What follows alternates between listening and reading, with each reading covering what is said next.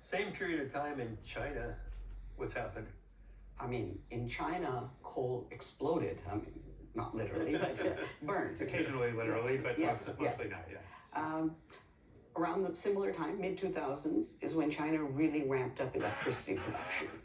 There was a period for multiple years in a row, they were adding 100 gigawatts of coal capacity. Now, to put that into normalization, that's twice as much as the next best growth ever any other country had achieved. And they didn't just do it once, they did it for years on end. And I think that's the other lens that people have to remember. Coal is a means to an end. It's demand that drives it. Coal was needed for industrial processes, for heating, and it was a policy of speed over cleanliness. So India and China were very similar in the 80s in their energy total or per capita. And China took off because they built a lot of quicker to build, less efficient or dirtier distributed regional plants. India at that same time went for centralization of their electricity with bigger plants under a public sector, state-owned enterprise. China just went a different route. But in the last few years, China's cleaned up its coal industry. You talk about what's China's arc been, partly due to concerns over air pollution and public outcry. In about 3 years, they really turned things around. That's incredibly fast. It's China scale fast. Yes. I mean, very few countries operate at the scales China does. They put in both stringent norms, but they also enforce them. And I think that's one of the challenges in a lot of the developing world is the intention is there to clean up, but are you actually enforcing what you should be doing? Right. And an interesting sort of nuance there is that China's really done quite an impressive job at cleaning up its large central station power generating plants to the point where more of the coal air pollution challenge has started to shift towards industrial uses of coal, where there are more of them, they're smaller, they're harder to regulate than these large power stations. Will India follow China's coal path, or what are India's options if it doesn't do that? India's ambition is to develop quickly, economically and human development, without relying on fossil fuels like other countries have done. That's the ambition. For large countries, it's never been done before. Okay. And the question is, what are the alternatives doing? Are they ready to step up? Yeah. Step up isn't just raw cost structure. Obviously, it's hard to compete with coal, but also the other properties. Does it give jobs? Is it secure? Is it firm? I think India is pursuing a strategy that's somewhat similar to China, which is a twin engine strategy. Your plane's got two engines. The first would be renewables and cleaner, but the other one still remains coal. And so even through 2030 with a target of almost tripling wind and solar in 6 years, that's crazy growth. Even if that's achieved, you still have coal as the majority form of electricity by 2030. And so that's really the future, that it's going to be not about ending coal by any stretch, but it's going to be by when can we plateau or peak coal. And the second is what happens next. And I think what many countries may end up happening, because they need growth of energy, you're not going to have a cliff on the other end of that peak. It's going to be a sort of slow and steady, lingering sort of decline. Right. And I would like to highlight one dynamic, because especially when you are in a place where coal is a mainstay of your electricity generation, is wind and solar really don't play very well together with coal from both a financial perspective and an operational perspective. So a world where you have very high renewable shares is a world where ideally you'd like other energy sources that you can sort of turn on and off flexibly and at low cost to adjust to those renewable variations. Coal is not great at that relative to, say, natural gas. And then the other thing that's very characteristic of coal is the financial model of coal is a coal-fired power plant is quite capital intensive and expensive to build, but the variable costs of operating it are quite low because coal is cheap and so, but that's a difficult financial model to combine with very high shares of renewables, because when you have those high upfront costs, you want to be running this plant all the time to make those back with your lower variable costs. So I just think this is a dynamic, because you're absolutely right. I mean, India and almost everywhere is kind of going headlong into wind and solar, but it does set up a bit of this challenge that those two models have a fundamental tension to them. Mark, you mentioned, I'm pretty sure I heard you right, 35% electricity, 25% primary energy, coal. Correct. What are the CO2 implications of that? Coal is likely somewhere on the order of 30% of total global greenhouse gas emissions from human activity. Are there other things in coal that also get released when it's combusted that those other fossil fuels don't have? In addition to the greenhouse gas impact, there's very serious local pollution impacts because there are other sulfur oxides, nitrogen oxides, mercury, the particulates that creates pollution, and it's bad for human health. Right, interesting. I remember we visited Vietnam on our film on energy poverty and visited a community and spent some time, and the table was covered with fine, basically coal dust. And I ran my finger on it and I said, what about that? And they said, yeah, but look at all the other benefits. It's our jobs, it's our way of life, it's our, they went through them and they said, this is the trade-off. And I don't think most people think about that way. Exactly, that's the fundamental challenge, that this is producing livelihoods. And if you look around the world, it's common across a number of countries that the coal belts of those countries were also somewhat electorally or politically important, and this is where coal was providing livelihoods, even as you say, it was having a lot of harm. I mentioned this sort of disparity geographic across countries, but there's also local disparity within countries. Unfortunately, and this has been the story worldwide throughout history, a lot of regions that produce coal or other natural resources don't benefit as much as they should. Interesting. Right. Can we clean it up? Well, yes and no. We can. Right, exactly. Like dividing out those different negative impacts. Right. Some are cheaper than others to mitigate. And so most rich countries do mitigate their local air pollution well, because there's enough demand for that relative to other things. I'll just make up a number, let's say that adds 10% to your cost or something like that. Sure. But then when you get into mitigating the CO2, to doing carbon capture and storage, then your number is much higher than 10%. One of my sort of beliefs is we should be cleaning up coal instead of wishing it away. So the first is efficiency. And this is the example I talked about with why aren't we doing more of it? Because an efficient coal power plant is usually cost effective and cleaner. It's a win-win. The second thing is what the US did, which is switch fuels. They switched their coal from Appalachia to Western coal. Powder River Basin is some of the cheapest coal in the world. The third is what you talked about, which is you just clean it up after the fact. Pollution control equipment. Now, that's easy for air pollutants, but carbon dioxide is expensive. There's an energy penalty, an efficiency penalty, and all sorts of things when you try and do that. Yep. It's not clear that that's the way you would do it for the power sector. But I want to emphasize for other uses of coal, especially cement, you may need to go down the route of paying that premium. Now here I have a view that may not be popular, which is the Western world should do it first. To expect the same standard or time frame for doing it from the poor or low emission countries just doesn't make sense, either from a humanitarian perspective, but also from a practicality perspective. Why do you think that countries, why do you think they're not switching away from it? It's a problem of scale and access to alternatives.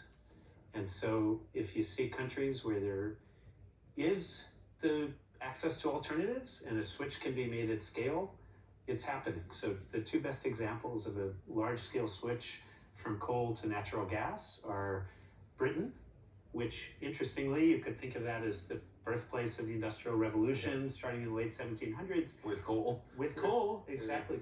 They turned off their last coal plant last year. And it was largely displaced by, starting in the 90s, with natural gas and increasingly wind. They had infrastructure, they had resources that were cheap enough. US is a fantastic example of they switched since 2005. The US went from having about 50% of its electricity be from coal to now less than 20, and that's been replaced by natural gas and also increasingly renewables. Right. but the US had the benefit of very cheap gas and existing infrastructure. But other countries, China, India, the scale is so large, and the infrastructure and the cost that it would take to put in alternatives and the potentially availability of affordable alternatives there, it's just not there. I think it's worth mentioning that in developing regions, your demand is rising so much that it's hard to get away from anything. The second thing I think people underestimate is how entrenched coal is to many countries. It's not just about jobs or politics, but many other factors of supply chain, know-how, skilling, R&D. And in India's case, there's something very specific, which is the Indian Railways. The Indian Railways is the largest civilian employer in the country. They overcharge coal to pay for the undercharging of passengers. Oh, That's a political choice. Interesting. If coal went away, you'd have to raise railway fares to a level that's politically infeasible. Given all this things we've talked about, I'll start with you, Rahul. How do you see the future of coal globally? I wish I had better news for environmentalists. I don't see it changing that quickly. If you look at 50 years, 1971 to 2020, coal's share of total primary energy supply in the world is constant, just over 25%. Yeah. So this is the reason coal has been called King Coal. And I would like to see a lot more aggressive attempts. I would like to see more experiments, more attempts to be bold. Interesting. You see it different? I think one encouraging trend, I don't think we have to worry about coal coming back in the United States specifically.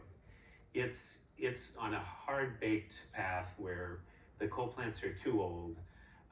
The market dynamics in electricity are not such that they're going to be able to support those plants being refurbished. So I think that trend is baked in. I think, echoing Rahul, I think in countries that are trying to grow very fast and that already have a lot of coal, that already have a lot of coal production, so like India, like China, I don't think there's going to be a very quick phase out. I'd like to see more support for emerging markets developing infrastructure for alternatives. Maybe there's some specific cases where you can help support natural gas infrastructure as a better alternative. I think a big role that sort of more mature markets can play is demonstrations, right? And so seeing like, okay, in the United States, what are some innovations we can have for better integrating large shares of renewables? And so that could include load following nuclear, it could include gas, maybe other alternatives, but it also is about having our energy system be better adapted to this more dynamic world where we're bringing demand into the equation more, we're giving them incentives to adjust to wind and solar. And so I think it's a combination of these things, and I think we should look for all these leverage points to help phase out coal where you can, but then recognize that we can't always do it, and where we can't do it, we should help with things like reducing coal emissions and air pollution and those kinds of things. Right. One thing important to remember is we can't tell countries what to do anyway, right? Countries are never going to do something that they think is going to very much hurt their economy just in the interest of, okay, we need to get to something besides coal. So I think coal is going to continue for some time in fast-growing countries that already have a lot of coal production in use. But I think the attitude we need to think of is, okay, where are our leverage points to help them use less? And help them use coal more cleanly if they are going to use it. But are there things we can do on supporting infrastructure builds that make alternatives more possible? Are there other kinds of financial incentives we could give that might say, hey, this is low-hanging fruit from a global greenhouse gas perspective. We're going to create some fund that will make you build something else instead of this new power plant. With the longer-term view, coal, in my mind, does not have a long-term future. The question just is, when is that long-term, right? So it's just, how can we find leverage plants to build fewer new coal plants and then just provide alternatives, because Interesting. as Rahul said, the future of coal is to a large extent the future of coal alternatives. You bet. Good optionality ahead of us. Well, look, I really learned a lot, enjoyed our conversation tremendously. Rahul, thanks for being here. And Mark, thank you. Thanks, Scott. for Yeah. all your good Thanks, thoughts. Rahul. Scott Thank you. Tinker, Energy Switch. Over the last. Well, ladies and gentlemen, people from all around the world, like always, Julio Núñez, esa vaina internacional de Majimbe of the YouTubers from all around the world. Well, ladies and gentlemen, what emotion it is to have some scientific program like that where people are discussing the core, how it's impacting the lifestyle of the human being in the whole world of this earth planet. The energy, how to product natural gas, because the coal is making human beings to think about how long could the earth exist for the human being before collapse out. And China, United States of America, India, some other of the greaters in scientific technology to produce energy, and they are so capable to trying to reduce pollution and make it clean up that the life could permanently continue existing for the human being. Well, ladies and gentlemen, I'm pleased to have this and let all my followers to know more or less and have an idea of something about it. But it's good to learn. It's good to be all together. And that's what I'm trying all my time to do objectively and teach and bring up to my followers contents that everybody like it and enjoy. Well, remember, follow me, make subscriptions, please, to grow up, to continuing growing up, and making better and better videos to inform you all the way about many different things that you enjoy and make me feel like most of you says and the best of the YouTubers around the world.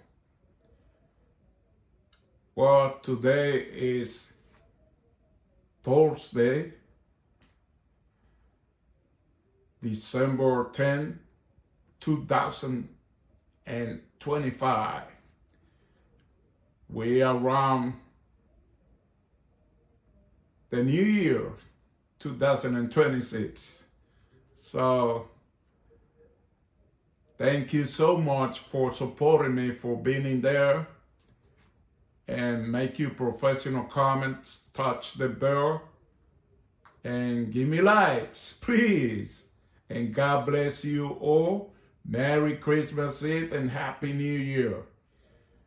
From New York, Julio Nunez.